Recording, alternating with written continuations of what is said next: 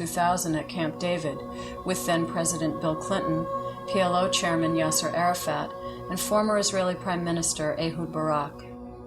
The aftermath of their breakdown is perhaps the clearest example of the Israeli PR machine at work. There are two pieces of this narrative that the Israeli propaganda machine has been very effective in convincing everybody of. The first is that what happened at Camp David was that Barak made the most generous offer that any Israeli ever had or would make. Arafat answered with violence. The charismatic crusader for a Palestinian homeland has rejected what many thought was the best peace deal he could get, and he's failed to stop the terror. In fact, 2 years ago, Ehud Barak did lay it all out on the table.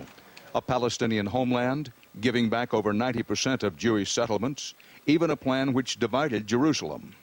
What was being offered to the Palestinians was an impossible deal that no Palestinian leader could possibly have accepted. They proposed creating a Palestinian state in most of the West Bank and Gaza Strip. But this state was not going to have control over its borders. It was not going to have control over its airspace. It was not going to have control of the only natural resource in that area, which were the major aquifers. And it was going to be bifurcated and crisscrossed by Israeli settlements and Israeli roads. So it was going to be broken up into at least 4 or 5 different pieces. It was a nominal Palestinian state within effectively a greater Israel.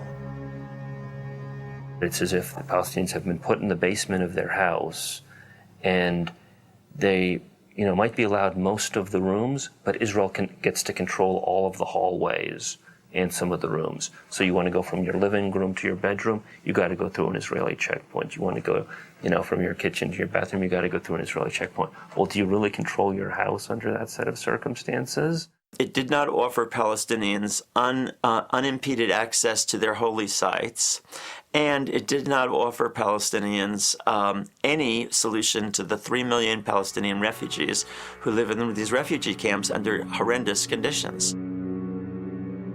The occupation was not being dismembered, it was being made more efficient.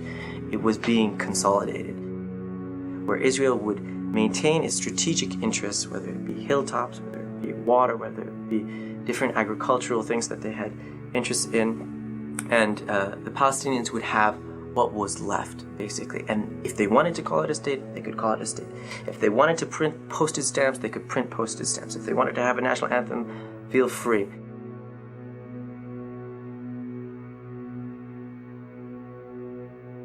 The second myth that the Israeli PR machine was able to spin was that Arafat, having rejected the deal of a lifetime, then incited the Intifada out of spite.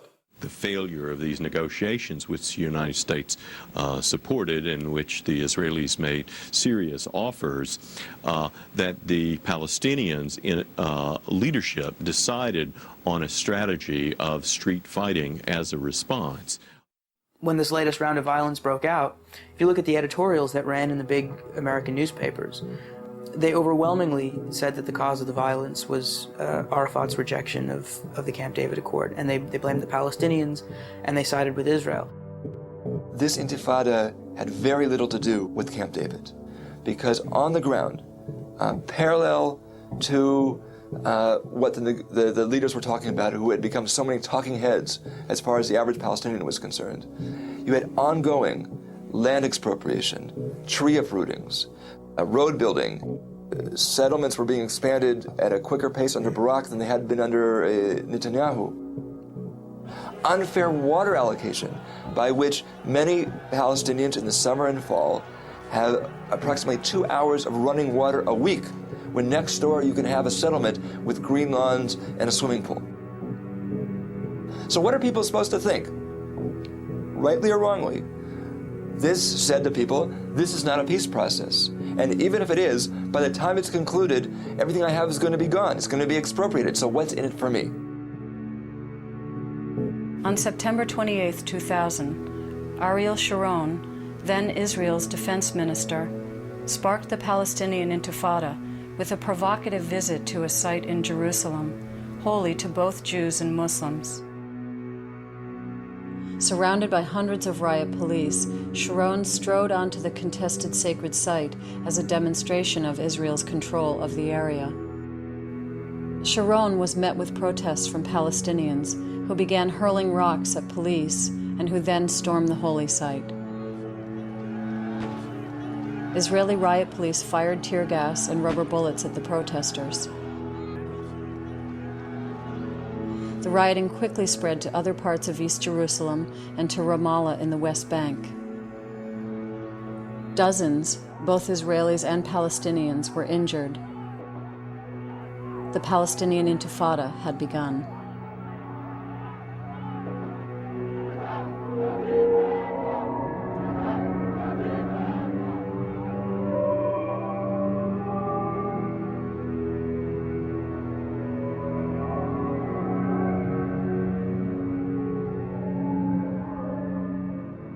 Public relations works not only by controlling the content of media reports, but also by making sure that some voices are never heard.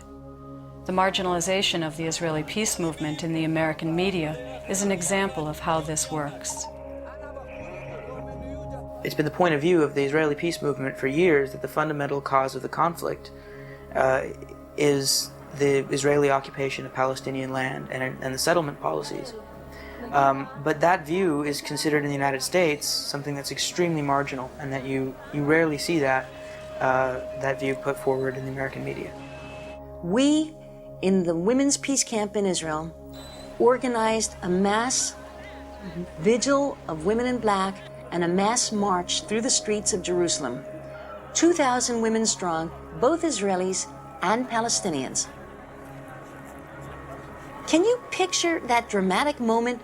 2,000 women dressed in black marching down the streets of Jerusalem to the walls of the Old City, where we hung banners from the walls of the Old City saying peace in 3 languages, Hebrew, Arabic, and English. And guess what? It didn't get into the media. That's not the kind of image that the media wants to create, because then all these images of Jews and Arabs working together, of Palestinians wanting peace, would create a kind of dissonance. It would contradict the message that the media has been giving us for years and years. Then how do you explain it? You can't explain it. One of the many groups working for peace inside the occupied territories that has not received coverage in the United States is the Israeli Committee Against House Demolitions. The committee's work has attracted a range of Israelis committed to peace, including Israeli soldiers.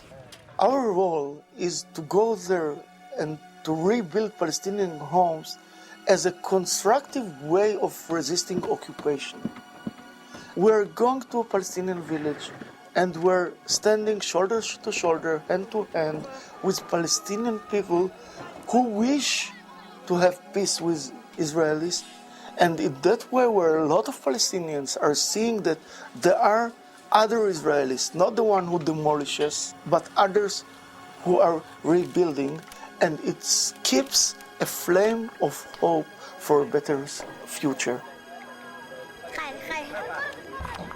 In January 2001, 53 Israeli reserve officers in the Israeli Defense Force publicly refused to serve beyond the 1967 borders. They signed a petition stating that they would not serve in the occupied territories in order to dominate, expel, starve, and humiliate an entire people.